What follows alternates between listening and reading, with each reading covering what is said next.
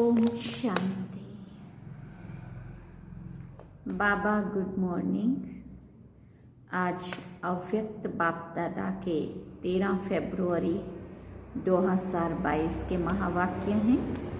Revise course 10 जनवरी 1990 में बाबा ने ये मुरली चलाई थी और बाबा ने सार में कहा होली हंस की विशेषताएं।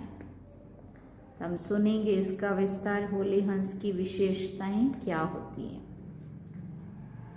बाबा ने कहा, आज सर्व बच्चों को विशेष आत्मा बनाने वाले बाप दादा हर एक होली हंस की विशेषता देख रहे हैं। जैसे हंस की निर्णय शक्ति और परखने की शक्ति विशेष होती है, इसलिए ग्रहण करने की शक्ति भी विशेष है।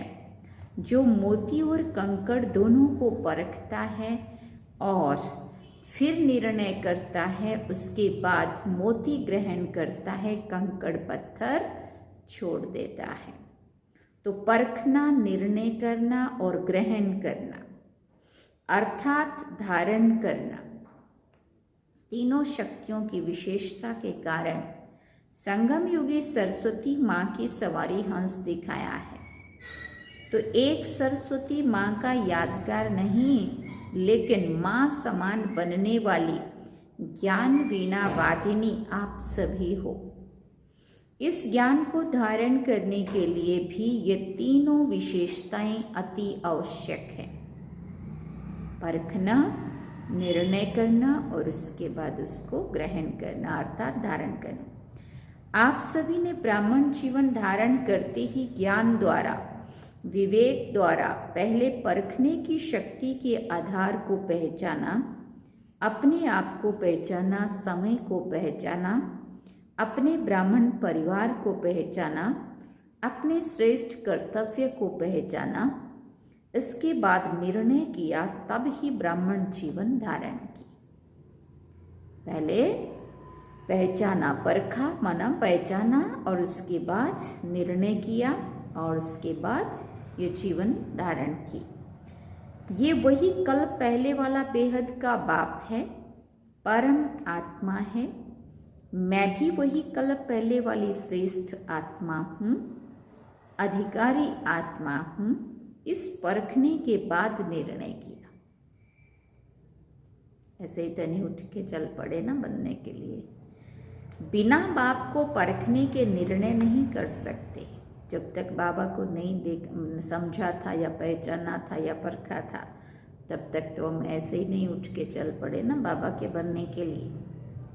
पहले परखा, बना, समझा, पहचाना, उसके बाद बाबा के बने। कई आत्माएं अभी तक भी संबंध संपर्क में है, बहुत अच्छा कहती रहती है, लेकिन परमात्मा पहचान व परखने की शक्ति न होने के कारण निर्णय नहीं कर सकते हैं कि क्या बनना है व क्या करना है। इसलिए ब्राह्मण जीवन धारण नहीं कर सकते हैं। सहयोगी बनते हैं लेकिन सहज योगी जीवन नहीं बना सकते, क्योंकि दोनों शक्तियां नहीं हैं। इसलिए होली हंस नहीं बन सकते हैं। पवित्रता रूपी मोती और अपवित्रता रूपी कंकड़ दोनों को ही अलग नहीं समझते, तो पवित्रता को ग्रहण करने की शक्ति नहीं आ सकती है। तो होली हंस की विशेषता है पहले परखना, पहले शक्ति परखना अर्थात पहचानना। आप होली हंसों में ये दोनों शक्तियां हैं ना, क्योंकि बाप को पहचानना, अपने आप को पहचानना, निर्णय भी ठीक किया, तब तो ब्राह्मण बने और चल रहे हो। इस बात में सब पक्के पास हो। लेकिन जो सेवा करते हो और कर्म में आते हो, सारे दिन की दिनचर्या में जो भी कर्म करते हो, संबंध संपर्क में आते हो, उसमें सफलता पूर्वक हर कर्म रहे व हर संपर्क वाली आत्मा के संबंध में आने में सदा सफलता रहे। हर प्रकार की सेवा मनसा वाचा कर्मणा तीनों में सदा सफलता अनुभव हो, उसका भी आधार परखने की शक्ति और निर्णय करने की शक्ति है। इसमें फुल पास हो? फिर पूछा बाबा ने। सेवा की सफलता व संपर्क में सफलता सदा ना होने के कारण चेक करो तो कार्य को, व्यक्ति को, आत्मा को परखने की शक्ति में अंतर पड़ जाता है। जिस आत्मा को जिस समय जिस विधि पूर्वक सहयोग चाहिए व शिक्षा चाहिए, स्नेह चाहिए, उस समय अगर परखने की शक्ति तीव्र है तो अवश्य संबंध में सफलता प्राप्त होगी। लेकिन होता क्या है, जिस आत्मा को जो सहयोग व विधि उस समय चाहिए वो ना देकर व ना परखने के कारण अपने ढंग से उनको सहयोग देते हो व विधि अपनाते हो, इसलिए संतुष्टता की सफलता नहीं होती है। जैसे शारीरिक बीमारी को परखने की डॉक्टर को विधि ना आए तो क्या होता है, सही तरह से जब तक डायग्नोज ना करे तो ट्रीटमेंट भी सही नहीं होगा, और ट्रीटमेंट सही नहीं होगा तो उसको आराम भी नहीं मिलेगा। इसीलिए बाबा कहते ठीक होने की बजाय एक से अनेक रोग पैदा हो जाते हैं अगर डॉक्टर सही से डायग्नोज ना करे। हाँ, बीमारी अंदर कोई और है, दवाई किसी और चीज़ की दे देवे तो एक रोग तो जो है वो तो नहीं मिटेगा, लेकिन दूसरे 4 रोग और पैदा हो जाएंगे। बाबा कहते पेशेंट को संतुष्टता की सफलता नहीं मिलती है, जिसको साधारण शब्दों में बाप दादा कहते हैं कि हर एक की नब्ज को पहचानो। चलना और चलाना भी जरूरी है, तो क्या करना पड़ेगा, पहचानने अर्थात परखने की शक्ति को तीव्र करना पड़े। इसमें अंतर पड़ जाता है, जिसको आप साधारण भाषा में कहते हो हैंडलिंग का फर्क। हैंडल करना नहीं आता, कहते हो ना इनकी हैंडलिंग पुरानी है, इनकी नई है। ये अंतर क्यों पड़ा? क्योंकि हर समय हर आत्मा और हर कार्य को परखने की शक्ति चाहिए। टोटल परखने की शक्ति आ गई है, लेकिन विस्तार से और बेहद के परखने की शक्ति की आवश्यकता है। उस समय आत्मा की ग्रहण शक्ति कितनी है, वायुमंडल क्या है, और उस आत्मा की सुनने व शिक्षा लेने की मूड कैसी है। जैसे कोई कमजोर शरीर वाला हो और उसको ज्यादा से ज्यादा ताकत वाला इंजेक्शन दे देवे तो क्या हालत होगी, तो वो हार्ट फेल हो जाएगा और शांति में चला जाएगा। ऐसे अगर संबंध में आने वाली आत्मा कमजोर है, आत्मा में हिम्मत नहीं है, लेकिन आप उसको शिक्षा का डोज देते जाओ, उसका मूड, समय, वायुमंडल परख ना सके तो रिजल्ट क्या होगी, एक तो दिल शिकस्त हो जाएगा और शक्ति ना होने के कारण ग्रहण नहीं कर सकेगा और ही जिद और सिद्ध में करने में उछलेगा। आपने तो अच्छी भावना से किया, लेकिन सफलता ना मिलने के कारण परखने और निर्णय की शक्ति कम है, इसलिए सफलता मूर्त बनने में परसेंटेज हो जाती है। तो सारे दिन के कर्म और संबंध में परखने की शक्ति की आवश्यकता हुई ना, इसलिए शिक्षा भले दो, लेकिन सब बातों को परख कर फिर कदम उठाओ। ऐसे ही सेवा के क्षेत्र में भी अगर आत्माओं की आवश्यकता और इच्छा परखने के बिना कितना भी अच्छा ज्ञान दे दो, कितनी भी मेहनत कर लो, लेकिन सफलता नहीं होगी।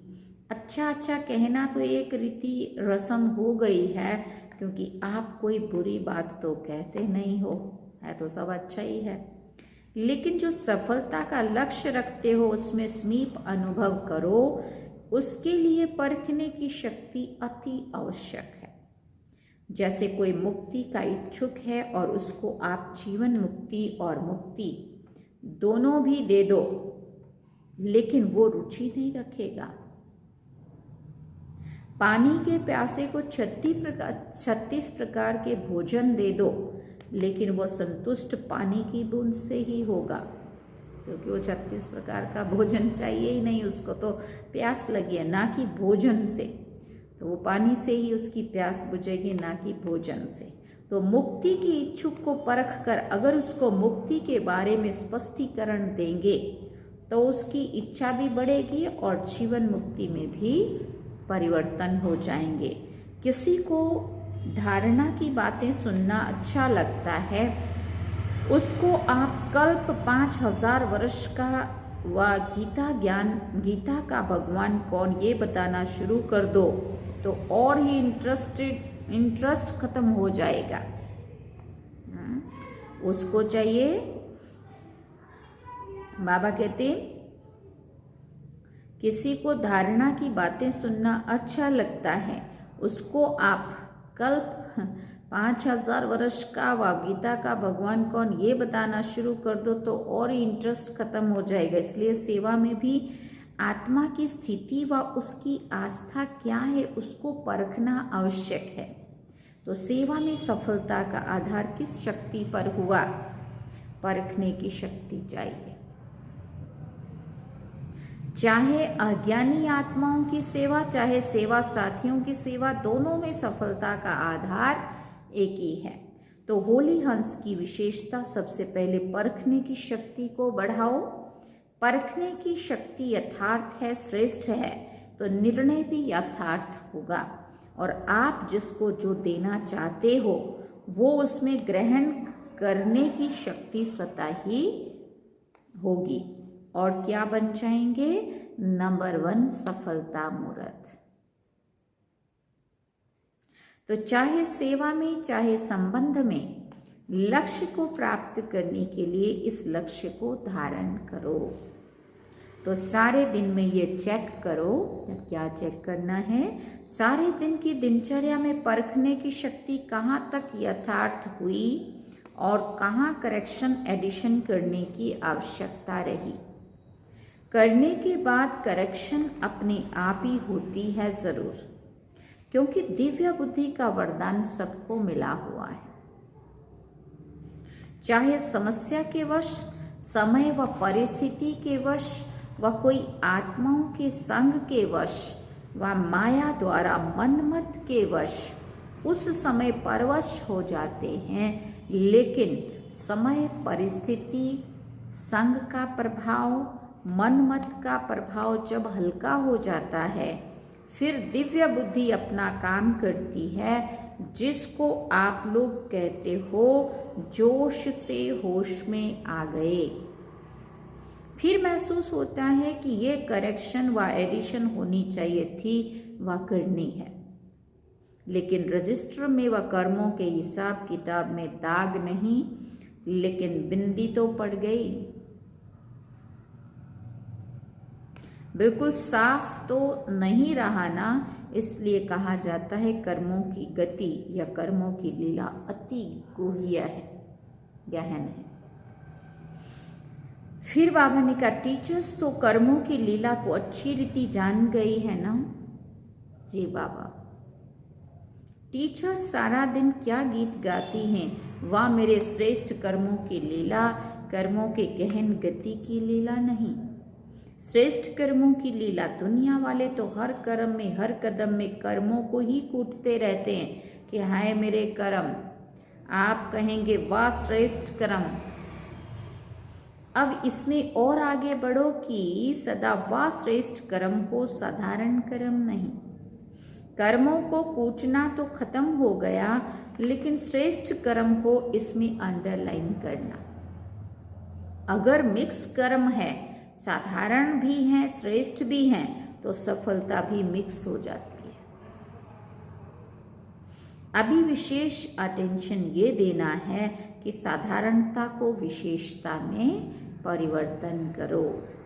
इस पर भी कभी सुनाएंगे कि बाप दादा हर एक की रोज की दिनचर्या में क्या क्या देखते हैं। साधारणता कितनी है और विशेषता कितनी है, ये रिजल्ट देखते रहते। बाप दादा के पास देखने के साधन इतने हैं जो एक ही समय देश विदेश के सभी बच्चों को देख सकते हैं। बाबा को देरी नहीं लगती देखने में। अलग अलग देखने की भी आवश्यकता नहीं है, 5 मिनट में सबका पता चल जाता है। बच्चों के वाह वाह के गीत भी गाते हैं, साथ साथ सामान बनाने की एम से चेक भी करते हैं। सुनाया था ना कि बाप के स्नेह व बाप की पहचान, इसमें तो सभी पास हो और कभी कभी तो कमाल के काम भी करते हो। अच्छी कमाल है, ना कि धमाल वाली कमाल। सुना, कोई कोई बच्चे धमाल की भी कमाल करते हैं ना, होती है धमाल, लेकिन कहते हैं ये तो हमारी कमाल है। इसलिए बाप दादा कहते परखने की शक्ति को बढ़ाओ। हम अपनी तरफ से समझे हमने तो कमाल कर दी, और होती वो कमाल नहीं है, लेकिन वो माया के वश होके जो भी काम किया होता है वो धमाल वाला किया होता है। लेकिन हम दे अभिमान वश, माया के वश होकर के हम परख नहीं पाते हैं, और हम कहते हैं हमने तो ये कमाल किया, हमने तो ये अच्छा किया। इसलिए बाबा कहते हैं अपनी परखने की शक्ति को बढ़ाओ। अपने कर्मों को भी परख सकेंगे और दूसरों के कर्मों को भी यथार्थ परख सकेंगे। उल्टे को सुलटा नहीं कहेंगे, ये परखने की शक्ति की कमी है। और सदा एक बात याद रखो, सबके लिए कह रहे हैं, कभी भी कोई ऐसा व्यर्थ व साधारण कर्म करते हो और अपने आप को पहचान नहीं सकते हो कि ये राइट है व रॉन्ग है, तो जब ऐसी परिस्थिति आती है वशीभूत हो जाते हैं। उस समय ऐसी परिस्थिति में सिद्धि को प्राप्त करने की श्रेष्ठ विधि क्या है? क्योंकि उस समय अपनी बुद्धि तो वशीभूत है। राइट को भी रॉन्ग समझते हैं, रॉन्ग को भी रॉन्ग नहीं समझते हैं, राइट समझते हैं। फिर जिद करेंगे या सिद्ध करेंगे, ये निशानी है वशीभूत बुद्धि की। ऐसे समय पर सदैव एक बाप दादा की श्रेष्ठ मत याद रखो कि जिन्हों को बाप ने निमित्त बनाया है, वो निमित्त आत्माएं जो डायरेक्शन देती हैं उसको महत्व देना चाहिए। उस समय ये नहीं सोचो कि निमित्त बने हुए शायद कोई के कहने से कह रहे हैं, इसमें धोखा खा लेते हो। निमित्त बनी हुई श्रेष्ठ आत्माओं द्वारा जो शिक्षा व डायरेक्शन मिलते हैं उसको उस समय महत्व देने से अगर कोई बुरी बात भी होगी तो आप जिम्मेवार नहीं हो। जैसे ब्रह्मा बाप के लिए सदा कहते हैं कि अगर ब्रह्मा द्वारा कोई गलती भी होगी तो वो गलती भी बदल के आपके प्रति सही हो जाएगी। तो ऐसे निमित्त बनी हुई आत्माओं प्रति कभी भी ये व्यर्थ संकल्प नहीं उठना चाहिए। मानो कोई ऐसा फैसला भी दे देते हैं जो आपको ठीक नहीं लगता है, लेकिन आप उसमें जिम्मेवार नहीं हो। आपको पाप नहीं, आपका पाप नहीं बनेगा। आपका काम ठीक हो जाएगा क्योंकि पाप बैठा है। बाप पाप को बदल लेगा। ये गुह्य रहस्य है, गुप्त मशीनरी है। इसलिए निमित्त बनी हुई श्रेष्ठ आत्माओं के श्रेष्ठ डायरेक्शन को महत्व से कार्य में लगाओ। इसमें आपका फायदा है, नुकसान भी बदलकर फायदे में हो जाएगा। ये बाप की गारंटी है, समझा?